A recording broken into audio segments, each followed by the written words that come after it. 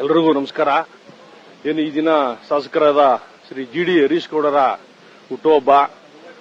ತಾಯಿ ಚಾಮುಂಡೇಶ್ವರಿ ಅವರು ಈ ಭಾಗದ ಮಂತ್ರಿಯಾಗಿ ಮೈಸೂರು ಭಾಗದ ಇನ್ನೂ ಹೆಚ್ಚಿನ ಅಭಿವೃದ್ಧಿ, ಈ ಭಾಗದ ಜನಗಳ ಸೇವೆ ಮಾಡುವಂತ ಅವಕಾಶ ಸಿಗಲಿ ಅಂತ ತಾಯಿ ಚಾಮುಂಡೇಶ್ವರಿಯಲ್ಲಿ ಆಶಿಸ್ತೇನೆ.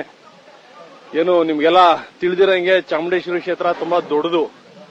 ಮೈಸೂರು ಭಾಗದ 3 ಕ್ಷೇತ್ರ ಹಾಕಬೇಕು, ಅಷ್ಟು ದೊಡ್ಡದು. ಅಷ್ಟು ದೊಡ್ಡದಿದ್ರೂ ಕೂಡ ಒಂದು ಒಳ್ಳೆ ಅಭಿವೃದ್ಧಿ ಮಾಡಿ ಆ ಕುಟುಂಬ ಜನಮನ ಗಳಿಸಿದೆ. ಏನೋ ಸೂಪರ್ ಸಿಎಂ ಅಂತಾರೆ, ಹಂಗೆ ಇವರು ಸೂಪರ್ ಎಂಎಲ್ಎ ಆಗಿ ಈಗ 2023ರಲ್ಲಿ ಹುಣಸೂರು ಕ್ಷೇತ್ರದ ಎಂಎಲ್ಎ ಆಗಿದ್ದಾರೆ.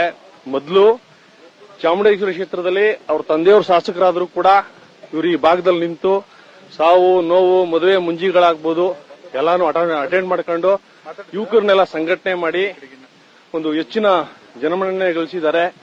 ಏನು ಈ ಭಾಗದಲ್ಲಿ ಯಾರಿಗಾರ ಕಷ್ಟ ಅಂತ ಅನ್ಸಿದ್ರೆ ನೆನಪಾಗೋದು ಫಸ್ಟ್ ಜನಗಳಿಗೆ ಜಿಟಿ ದೇವೇಗೌಡರ ಮನೆ ಮತ್ತೆ ಹರೀಶ್ ಗೌಡ್ರು. ಆ ಕಷ್ಟ ಅಂತ ಹೋದ್ರೆ ಅವ್ರ ಮನೆ ಯಾವಾಗಲೂ ಬಾಗಿಲು ತೆಗೆದಿರುತ್ತೆ, ಏನಾರ ಒಂದು ಪರಿಹಾರ ಸಿಗುತ್ತೆ ಅಂತ ಜನಗಳಿಗೆ ನಂಬಿಕೆ ಇದೆ. ನಿಮ್ಗೆಲ್ಲ ತಿಳಿದಂಗೆ ಲಾಸ್ಟ್ ಟೈಮು ಕಾಂಗ್ರೆಸ್ ಅಲೆ, ಆ ಅಲೆನಲ್ಲಿ ಎಂತೆಂತ ಮಂತ್ರಿಗಳೆಲ್ಲ ಎಗರೋದ್ರು. ಇವರು ಜನಗಳಲ್ಲಿ ಯಾವ ಮಟ್ಟದ ಪ್ರೀತಿ ವಿಶ್ವಾಸ ಉಳಿಸ್ಕೊಂಡಿದ್ದಾರೆ ಅಂದ್ರೆ ಈ ತಂದೆ ಮಗ ಇಬ್ಬರೇ ಗೆದ್ದಿದ್ದು ಲಾಸ್ಟ್ ಟೈಮು. ಅದು ಜನಗಳು ಯಾವ ಮಟ್ಟದ ಪ್ರೀತಿ ಇಟ್ಕೊಂಡಿದ್ದಾರೆ ಅಂತ ಗೊತ್ತಾಗುತ್ತೆ. ಹಾಗಾಗಿ ಹರೀಶ್ ಗೌಡ್ರು ಇನ್ನೂ ಒಂದು ಈ ಭಾಗದ ಮಂತ್ರಿಯಾಗಿ ಈ ಭಾಗದಲ್ಲಿ ಮೈಸೂರು ಭಾಗದಲ್ಲಿ ಇನ್ನೂ ಹೆಚ್ಚಿನ ಸೇವೆ ಮಾಡಲಿ.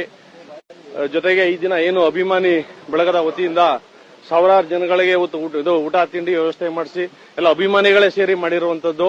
ಜೊತೆಗೆ ಅದಲ್ಲದೆ ಬಡವರುಗಳಿಗೆ ತೆಳ್ಳೆ ಗಾಡಿ ಆಗಿರ್ಬೋದು, ಮತ್ತೆ ಹೊಲಿಗೆ ಯಂತ್ರ, ಇದೆಲ್ಲ ಅಭಿಮಾನಿ ಬಳಗದ ವತಿಯಿಂದ ದುರ್ಗಾ ಗ್ರೂಪ್ ವತಿಯಿಂದ ಈ ಒಂದು ಕಾರ್ಯಕ್ರಮ ನಾವು ಹಮ್ಮಿಕೊಂಡಿದೆ. ಮುಂದಿನ ದಿನಗಳಲ್ಲಿ ಒಳ್ಳೆಯದಾಗಿ ಅವರು ಇನ್ನೂ ಒಂದು ಹೆಚ್ಚಿನ ಹೆಸರು ಮಾಡಿ ಈ ಭಾಗಕ್ಕೆ ಕೆಲಸ ಮಾಡಲಿ ಅಂತ ಆಶಿಸ್ತೇನೆ.